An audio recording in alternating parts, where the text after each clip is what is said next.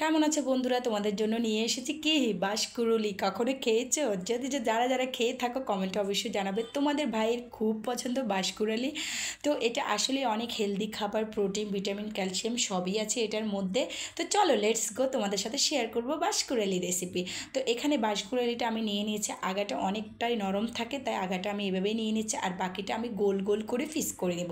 একদম শক্ত অংশ যেটা এটা ফেলে দেবো, সেটা নেওয়া যাবে না। নরম অংশ যতটুকু আছে ততটুকু এভাবে আমি গোল গোল করে পিস করে নেব। তো তোমরা এভাবে কেটে নেবে, যেহেতু আমি বাঁশকুড়ুলিটা ভাজি করব আজকে, তাই আমি এভাবে গোল গোল করে কেটে নিচ্ছি। তোমরা এভাবে সবগুলো বাঁশকুড়ুল গোল গোল করে কেটে নেবে। আসসালামু আলাইকুম, কেমন আছো বন্ধুরা? দেশ ও দেশের বাইরে যে যেখানে আছে সবাইকে অন্তঃস্থল থেকে অনেক অনেক দোয়া ও ভালোবাসা। আচিয়া কিচেনে তোমাদের সবাইকে সুস্বাগতম। আচিয়া কিচেনে আচিয়া আজকে তোমাদের জন্য নিয়ে এসেছে বাঁশকুড়ুলি রেসিপি।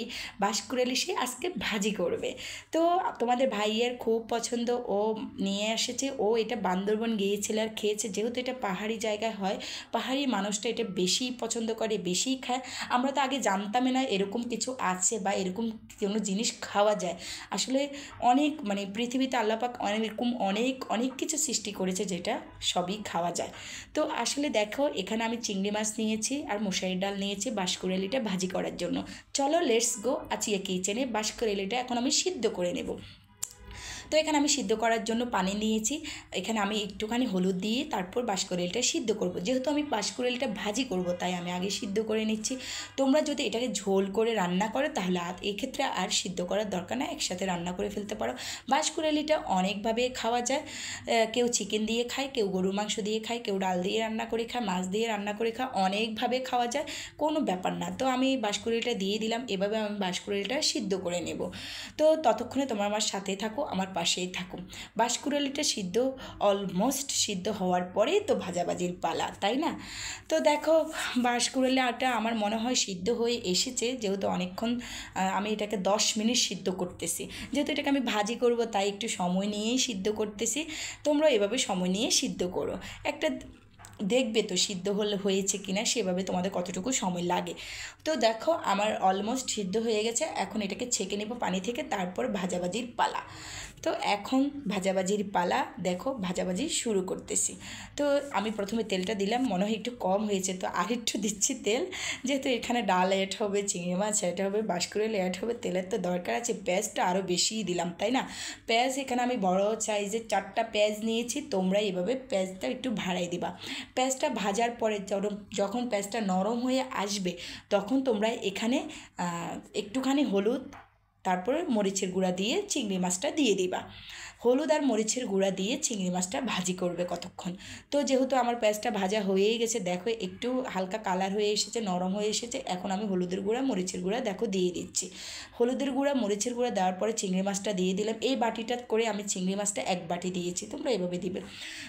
কমও দিতে পারে, সমস্যা না, আরও বাড়াই দিতে পারো, তাও সমস্যা নেই। এখন আমি হলুদের গুঁড়া, মরিচের গুঁড়া আর চিংড়ি মাছ, পেঁয়াজ একসাথে ভাজবো। যতক্ষণটা তেলটা উপরে উঠে আসতেছে, ফ্লেভারটা বের হচ্ছে চিংড়ি মাছের, ততক্ষণ আমি চিংড়ি মাছটা ভাজতে থাকবো। তো বন্ধুরা, কেমন আছো তোমরা? অবশ্যই কমেন্টে জানাবে। তোমাদের জন্য অনেক অনেক দোয়া ও ভালোবাসা সব সময় আছে। তো তোমরা আমার পাশে থেকো, আমার জন্য দোয়া করো। তো বন্ধুরা দেখো, লবণ দিয়েছি। এই পাখে লবণ না দিলে কি হয়? লবণ না দিলে সবই সুস্বাদু, লবণ দিলে সবই সুস্বাদু।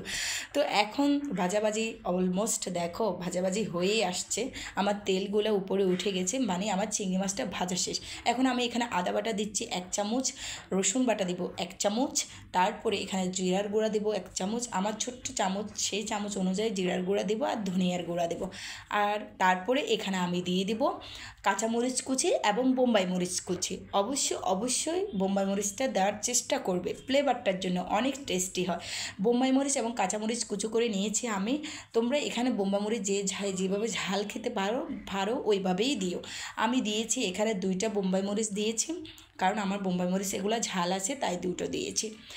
অনেক ভালো ফ্লেভার বের হয়। তারপরে আমি এখানে মশারির ডালটা দিয়ে দিলাম।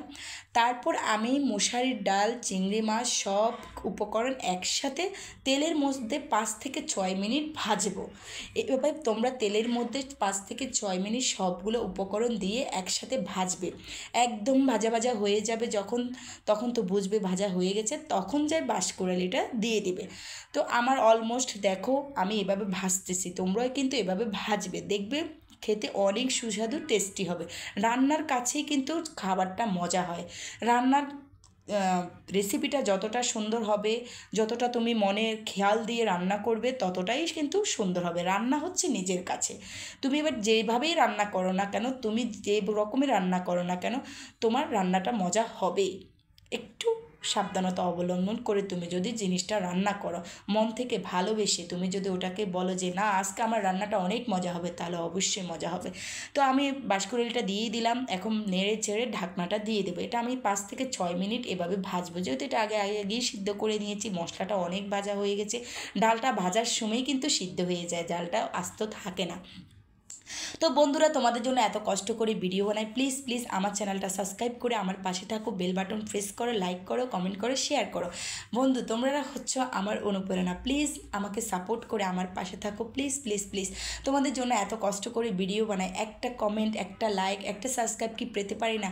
প্লিজ আমার ভিডিওটা ফুল দেখবে, তোমাদের কাছে মানে অনেকভাবে রিকোয়েস্ট করতেছি, আমার ভিডিওটা টেনে টেনে দেখবে না, ফুল ভিডিওটা দেখবে। এই ফুল ভিডিওটা দেখা মানে কি একটা অনুপ্রেরণা, যে তোমরা আমার ফুল ভিডিওটা দেখতেছো, আমি ভিডিও বানানোর অনুপ্রেরণাটা আমার জাগে। প্লিজ আমার ভিডিওটা ফুল দেখবে, অবশ্যই অবশ্যই আমার চ্যানেলটি সাবস্ক্রাইব করে আমার পাশে থাকবে। তো দেখো আমার অলমোস্ট ভাজাভাজি হয়ে গেছে, দেখেছো খুব সুন্দর। এটা তুমি রুটির সাথেও খেতে পারো, ভাতের সাথেও খেতে পারো, রুটির সাথেও খেতে মজা, ভাতের সাথেও খেতে মজা, অনেক টেস্টি হয়। এখন একটুখানি লেবু, গোল গোল করে লেবুটা কেটে দিয়ে ঢাকনাটা দিয়ে রাখবো, কারণ এতে 2 মিনিট ঢাকনা দিয়ে রাখবে, লেবু পুরো ভাজিটা লেবুর ফ্লেভার হয়ে যাবে। আল্লাহ হাফেজ।